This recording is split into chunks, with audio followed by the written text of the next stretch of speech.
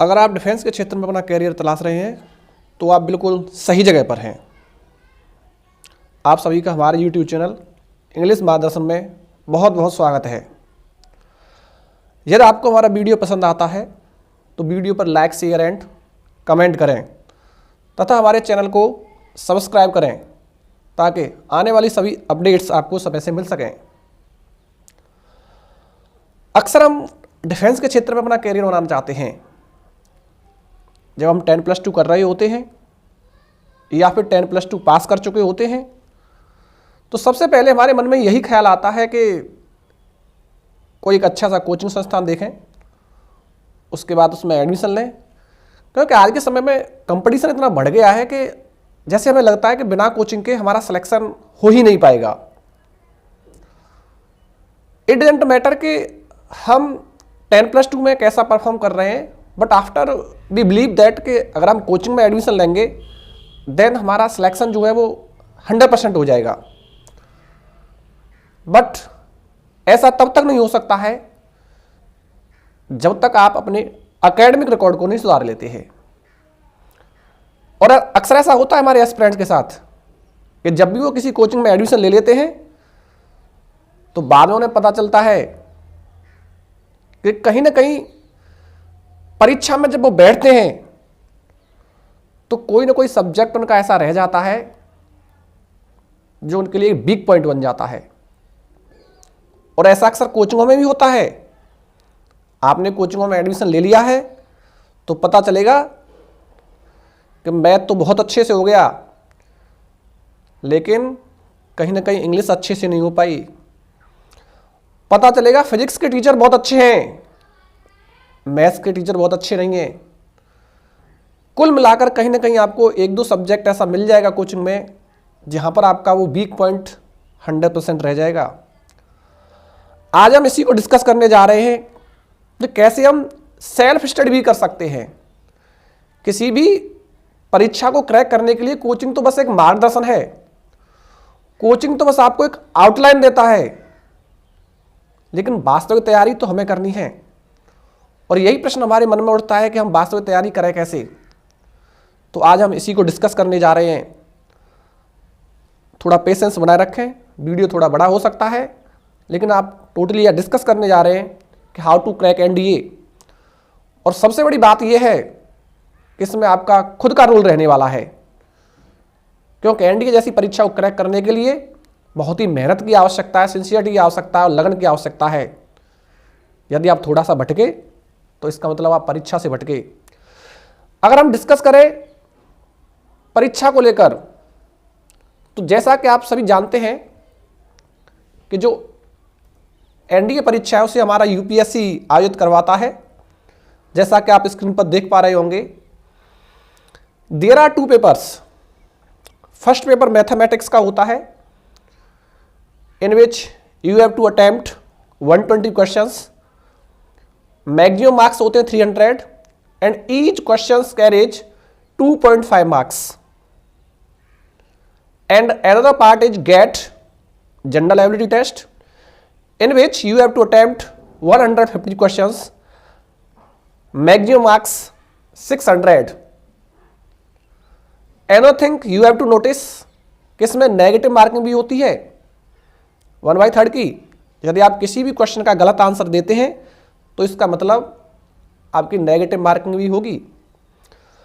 अगली बात, अगर हम ईच क्वेश्चन मार्किंग का हिसाब देखें तो एक मैथ का क्वेश्चन जो होता है वो 2.5 मार्क्स कैरी करता है, जबकि गेट का एक जो क्वेश्चन है वो 4 मार्क्स कैरी करता है। लेकिन फिर भी मैथमेटिक्स एक इंपॉर्टेंट रोल प्ले करता है एनडीए जैसी परीक्षा को पास करने में। और जैसा कि आप पिछली परीक्षा देकर आए होंगे और आपको ये रियलाइज होगा कि मैथ ही वो पोर्शन था जहां सबसे ज़्यादा डिफिकल्टी हमने फेस की है। तो थोड़ा सा हम डिस्कस करेंगे कि कैसे इन चीज़ों को हम धीरे धीरे, अगर मान लीजिए हमारी कोई वीक पॉइंट है भी, तो कैसे उसे हम समय के साथ दूर कर सकते हैं। सबसे पहले थोड़ा सा मैं आपको सिलेबस बता दूं। ये सिलेबस आपकी स्क्रीन पर है, आप थोड़ा सा इसको चेक कर सकते हैं आराम से। 1 बाय 1 हम डिस्कस करेंगे।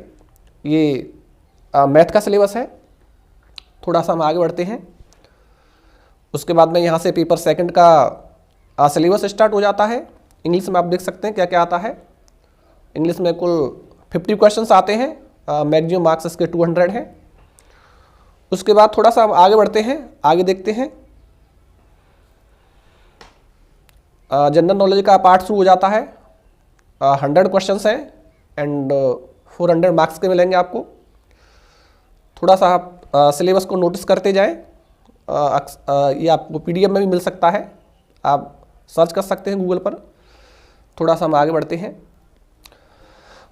अगर हम सेकंड पेपर में वेटेज की बात करें तो जैसा कि आप जानते हैं कि 50 क्वेश्चंस जो कैरी करता है वो आपका इंग्लिश वाला पोर्शन करता है, और जो सेकंड पोर्शन है उसमें टोटल मिला के आपको 5 पार्ट देखने को मिलेंगे।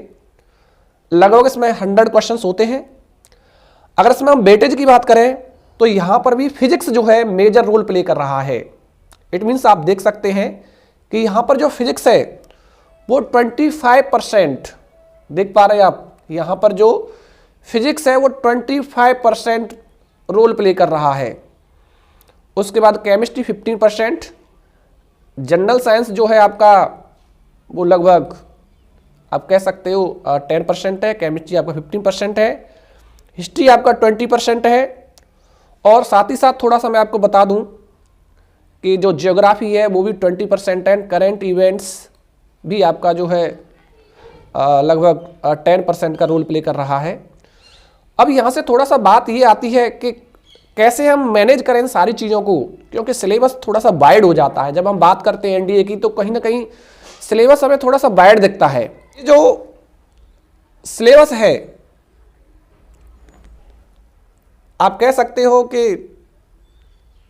एक सिस्टमेटिक वे से ही पूर्ण किया जा सकता है।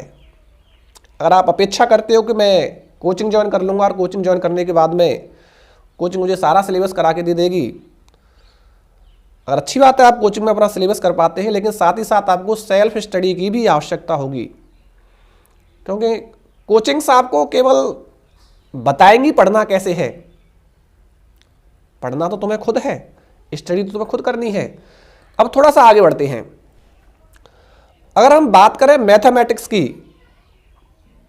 तो सबसे पहले मैं तुम्हें बताता हूं कि मैथमेटिक्स कोई ऐसी चीज़ नहीं है कि आप कोचिंग गए और कोचिंग में जाने के बाद में आपका मैथमेटिक्स बहुत अच्छा हो जाएगा। क्योंकि जनरली ऐसा होता है जब भी हम कोचिंग ज्वाइन करते हैं तो हमारे टीचर्स ऐसे टॉपिक्स उठाते हैं और आपको बताते हैं कि सारा मैथ शॉर्ट ट्रिक्स से हो जाएगा, लेकिन ऐसा पॉसिबल नहीं होता है। शॉर्ट ट्रिक्स केवल सेलेक्टेड टॉपिक्स होते हैं, उन सेलेक्टेड टॉपिक्स में ही लग जाती हैं। जैसे सबसे पहले आपको डिटर्मिनेंट कराया जाएगा, मैट्रिक्स कराया जाएगा, लिमिट कराया जाएगा, डेफिनेट इंटीग्रल कराया जाएगा, और जहां पर आपको दिखाया जाएगा देखो शॉर्ट ट्रिक्स कैसे कार्य कर रही हैं। लेकिन शॉर्ट ट्रिक्स आप ईच एंड एवरी क्वेश्चन में नहीं लगा सकते।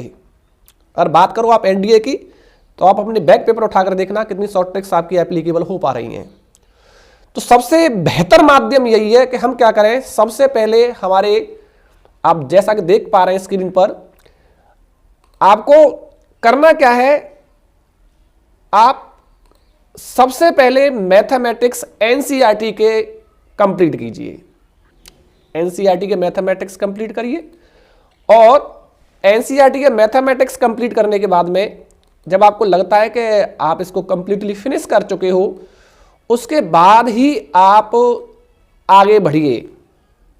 यदि आप मान लीजिए मैथमेटिक्स NCERT के नहीं कंप्लीट कर पाए हैं और आप आगे बढ़ने का प्रयत्न कर रहे हैं तो ये पॉसिबल नहीं होगा। तो मैं आपको सलाह यही दूंगा कि सबसे पहले आप NCERT के मैथमेटिक्स परचेज कर लीजिए, और 11th and 12th both classes के मैथमेटिक्स कंप्लीट करने के बाद में ही आप थोड़ा सा आगे बढ़ें। जैसा कि आप स्क्रीन पर देख पा रहे हैं, ये ल्यूसेंट का मैथमेटिक्स है। जनरली लोग इसको सजेस्ट कर देते हैं कि आप ल्यूसेंट का मैथमेटिक्स कर लो, और ये सही भी रहेगा आपके लिए, लेकिन ये पर्याप्त नहीं है। जब आपका ल्यूसेंट कंप्लीट हो जाए, हमारे हर एक कोचिंग संस्थान में, जहाँ तक मैं अगर NDA कोचिंग की बात करता हूँ, तो सबसे पहले हमें RS अग्रवाल की बुक सजेस्ट कराई जाती है, और मेरा मानना भी है कि RS अग्रवाल जो है I think one of the best book for NDA। But आपको ध्यान रखना है कि RS अग्रवाल को एक बार नहीं 10 बार करना है। जब आप इस बुक पर परफेक्शन हासिल कर लो और आपको लगता है कि भाई मैं NDA की परीक्षा देकर आया हूं, कहीं ना कहीं थोड़ा सा मुझे लगा कि मैं NDA में इतना अच्छा परफॉर्म नहीं कर पाया जो मुझे करना था, और यदि आपके पास समय है और आप मैथ में मास्टरी हासिल करना चाहते हो, तो आप थोड़ा नीचे देख पा रहे होंगे, तो आप SR सैनी की तो बुक्स आती हैं, थोड़ा सा एडवांस लेवल की हैं, IIT JEE लेवल की हैं, थोड़ा सा एडवांस लेवल है इनका, IIT JEE जैसा लेवल है, क्योंकि उसी के लिए बुक्स सजेस्ट की जाती हैं। आप चाहें तो इन बुक्स को कर सकते हैं, क्योंकि मैथ एक ऐसी सीढ़ी होती है जो 1 by 1 स्टेप बाय स्टेप हमको आगे बढ़नी होती है। वी कैन नॉट जंप, हम अचानक से जंप नहीं कर सकते। ऐसा नहीं होगा कि हमने मैथमेटिक्स अपना बेस तैयार नहीं किया हुआ है, हम डायरेक्ट जाएं और सीधा ऊपर बैठ जाएं, ऐसा पॉसिबल नहीं है। अब थोड़ा सा आगे बढ़ते हैं, आगे देखते हैं। ये एक बुक्स जो है इंग्लिश और GS के लिए है। जैसा कि आप जानते हैं KD कैंपस की आप नीतू सिंह की एक वॉल्यूम 1 इंग्लिश की किताब आती है, बहुत अच्छी किताब है, खास करके वोकैब सेक्शन। आप चाहें तो इसका वॉल्यूम 2 भी ले सकते हैं, क्योंकि आप NDA की प्रिपरेशन कर रहे हो, और बाकी सेंटेंस अरेंजमेंट है वो आपको वॉल्यूम 2 में मिलेंगे, इसमें वॉल्यूम 1 में नहीं है। आप चाहें तो इसको परचेज कर सकते हैं। उसके बाद में एक और किताब है जनरल इंग्लिश लीसेंट की, आप चाहें तो इसको भी परचेज कर सकते हैं, अच्छी किताब है। कुल मिलाकर इंग्लिश के लिए आगे भी मैं आपको सजेस्ट करूंगा, सिर्फ यही नहीं पढ़ना है, थोड़ा सा और सेक्शन प्रिपेयर करना है। अब आगे बढ़ते हैं थोड़ा सा। अगर हम GS की बात करें तो GS एक बहुत वाइड सेक्शन है। आप GS को कह सकते हो कि एकदम से तैयार नहीं कर सकते, इसके लिए एक लंबा समय लगता है। तो आप सामान्य तौर पर एक ल्यूसेंट की GS आती है, आप उसको परचेज कर लीजिए फिलहाल के लिए। बात करें फिजिक्स की, तो सबसे बड़ी समस्या जो बच्चा फेस करता है आज डिफेंस के एग्जाम में, वो फिजिक्स को लेकर करता है। मैं आपको सजेस्ट करूंगा, आपको कुछ नहीं करना है, जस्ट आप NCERT की जो फिजिक्स है 11th एंड 12th की, आप उसको परचेज कीजिए एंड 1 by 1 यूनिट फिजिक्स को कंप्लीट कर दीजिए। यदि आप ऐसा नहीं करेंगे और आप ये तलाश करेंगे कि मार्केट से मैं कोई पुस्तक ले लूं फिजिक्स की और वो काम कर जाएगी, दैट इज नॉट पॉसिबल, क्योंकि मार्केट में फिजिक्स के लिए बहुत सारी किताबें अवेलेबल नहीं है, और जो भी अवेलेबल है वो अप टू द मार्क नहीं है। इसलिए मैं आपको सजेस्ट करूंगा कि आप NCERT physics 11th and 12th की करिए। अब थोड़ा सा हम आगे बढ़ते हैं। In the end I will suggest you that you have to purchase at least 2 books. First is Arihant pathfinder, this is the most valuable books. जैसा कि जो भी बच्चा है, जो भी एस्पिरेंट है, NDA की तैयारी कर रहा है, लगभग हर बच्चे के पास आपको ये किताब देखने को मिल जाएगी। किताब अच्छी भी है, आपको ये जनरल आउटलाइन देगी कि व्हाट इज योर कोर्स, कैसे तैयार करना है, क्या कोर्स है हमारा। और उसके बाद इस पुस्तक को परचेज करने के बाद में मैं आपको एक सलाह अवश्य दूंगा कि आप एक पुस्तक और परचेज करें। आपकी स्क्रीन पर 2 पुस्तकें हैं, एक तो दिशा के 14 ईयर्स बैक पेपर्स आते हैं, और साथ ही साथ में एक अरिहंत के भी 10 ईयर्स के या 15 ईयर्स के सॉल्व पेपर्स आते हैं। आप इनको परचेज कर लें। और आपको करना क्या है, इन बुक्स को परचेज करने के बाद में मान लीजिए आज आप कोचिंग में आपकी 1 यूनिट कंप्लीट हो गई है मैथ की, या जिसकी भी यूनिट कंप्लीट हो गई है, आपको इन बैक सॉल्व पेपर्स में यूनिट वाइज मिलेंगे। अब आप उस यूनिट को करना क्या है, कोचिंग में मान लीजिए हमारा मैट्रिक्स कंप्लीट हो गया है, घर पर आइए, सबसे पहले RS अग्रवाल के मैट्रिक्स के जितने क्वेश्चंस दे रखे हैं उन सबको कर डालिए। उसके बाद में क्या करना है, जो NDA में बैक सेशंस में आए हुए पेपर्स हैं, और खास करके उसमें आपको क्योंकि यहां पर यूनिट वाइज मिलेगा, तो पहली यूनिट खोलनी है, और उस पहली यूनिट में मैट्रिक्स के जितने भी क्वेश्चंस दे रखे हैं उन सभी क्वेश्चंस को कर डालिए। तो आपको इससे अंदाजा हो जाएगा कि NDA जो है क्या पूछ रहा है, कैसे पूछ रहा है, क्या एक्सपेरिमेंट कर रहा है, क्योंकि जनरली ऐसा होता है कि जो हम बुक से क्वेश्चंस कर लेते हैं, कोचिंग में करा दिए जाते हैं, वैसा क्वेश्चंस हमें कई बार परीक्षा में नहीं मिलता है और उस वक्त थोड़ा सा हम पजल्ड हो जाते हैं कि पता नहीं ये कहाँ से आ गया है। सो आई विल से दैट कि आपको करना क्या है, जो यूनिट आप कोचिंग में कर रहे हैं उसी यूनिट को घर पर आकर जरूर करिए। खास करके कहाँ से, जो आपके पास एनडीए के बैक पेपर्स, सॉल्व पेपर्स आप जो लेकर आए हैं। थोड़ा सा हम आगे बढ़ते हैं। उसके बाद जनरली जब भी हम एनडी के बारे में सोचते हैं तो वी थिंक दैट इतना आसान नहीं है। इतना आसान क्यों नहीं है? क्योंकि एनडीए परीक्षा जो है डेडिकेशन मांगता है, और डेडिकेशन मांगता है तो ऑब्वियस सी बात है कि थोड़ी पढ़ाई भी करनी पड़ेगी। तो आपके सामने आपकी स्क्रीन पर शेड्यूल है, आप देख सकते हैं। थोड़ा सा इसको आप चाहें तो इसके अकॉर्डिंग पढ़ भी सकते हैं। अगर आप इसके अकॉर्डिंग नहीं पढ़ पा रहे हैं तो थोड़ा सा इसको चेंज कर सकते हैं अकॉर्डिंग टू योर नीड, आप इसको बदल भी सकते हैं। बट ये बेसिक स्ट्रक्चर है। मैं आपको सजेस्ट करूंगा कि आपको सबसे पहले क्या करना है, सुबह इन द मॉर्निंग आप करंट जीएस पर फोकस करो और साथ साथ में जनरल जीएस की भी तैयारी करो। करंट जीएस पर फोकस करने के लिए आपको कर क्या लेना है, इंग्लिश का न्यूज़पेपर परचेज कर लीजिए और उस इंग्लिश के न्यूज़पेपर में से जो भी इंपॉर्टेंट इवेंट्स हैं आप उनको नोट करिए। और ध्यान रखें, मैं आपको सजेस्ट कर रहा हूं कि आप सबसे पहले द टाइम्स ऑफ इंडिया लें, क्योंकि इजी लैंग्वेज है, आपके लिए थोड़ी सी अच्छी रहेगी, क्योंकि द हिंदू थोड़ी सी डिफिकल्ट लैंग्वेज है। तो इसलिए मैं आपको सलाह दूंगा कि आप द टाइम्स ऑफ इंडिया खरीद लें। उसके बाद में क्या करना क्या है, उस पेपर में से आपको करंट जीएस भी तैयार करनी है और साथ साथ में इंग्लिश वोकैब के नोट्स भी आपको बनाने हैं। इंग्लिश वोकैब के नोट्स आप उसमें से बनाओगे। उसके बाद में थोड़ा सा हम आगे डिस्कस करें। सेकंड स्लॉट में आपको क्या करना है, आप जानते हैं जैसा कि आपके कोचिंग संस्थान होते हैं जहां पर आप अपना कोचिंग्स में जाते हैं और कोचिंग्स में जाकर आप तैयारी करते हैं, ठीक है, वो आपके लिए सेशन हमने खाली रखा हुआ है। उसके बाद इन द इवनिंग आपको थोड़ा फोकस करना है पीसीबी पर। सबसे पहले आप फिजिक्स रीड करोगे, आपको अपना अधिकतम टाइम फिजिक्स को देना है। उसके बाद थोड़ा सा समय केमिस्ट्री को, साथ साथ में बायो को। बायो उससे इतना ज़्यादा नहीं आएगा, लेकिन कुछ एक क्वेश्चन आपको जरूर देखने को मिलेंगे।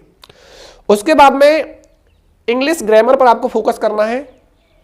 इंग्लिश ग्रामर में आप क्या कर सकते हो, यूनिट वाइज एक एक करके आपको ग्रामर अपनी तैयार करनी है, मेजर रोल प्ले करेगी। अंत में आपसे मैं कहना चाहूंगा कि जो सबसे आवश्यक है, सबसे इंपॉर्टेंट है, वो है आपका मैथमेटिक्स। यहां पर ही आपको सबसे ज्यादा अपना टाइम लगाना है, और टाइम लगाने का मतलब डेडिकेशन के साथ में आपको करना क्या है। आप मैथमेटिक्स सबसे पहले मैं आपको पहले ही बता चुका हूं, आर.एस. अग्रवाल को आप 1 नहीं 10 बार करिए। जब तक आप आर.एस. अग्रवाल पर परफेक्शन नहीं बनाएंगे, चीजें आगे नहीं बढ़ पाएंगी। जब आप आर.एस. अग्रवाल की किसी एक यूनिट को कर लेते हो, उसमें परफेक्शन हासिल कर लेते हो, उसके बाद अपना एनडीए का बैक पेपर उठाओ सेम यूनिट का, क्योंकि आपको मैं पहले ही बता चुका हूं कि जो एनडीए के सॉल्व्ड पेपर आते हैं वो यूनिट वाइज दे रखे हैं। तो उसकी पहली यूनिट को उठाइए और वहां से उसको हल करना प्रारंभ कर दीजिए। और अंत में मैं आपसे कहना चाहूँगा, जहाँ तक मुझे लगता है सारी समस्याओं का समाधान हो गया होगा कि सेल्फ स्टडी कैसे की जाए। फिर भी आपकी कोई क्वेरी रह जाती है तो आप हमें कमेंट सेक्शन में बता सकते हैं, और अगर आपका कोई डाउट है, अगर आपको लगता है कि आपको कुछ पूछना है परीक्षा संबंधित, देन आप कमेंट सेक्शन में हमें मैसेज लीव कर सकते हैं। धन्यवाद।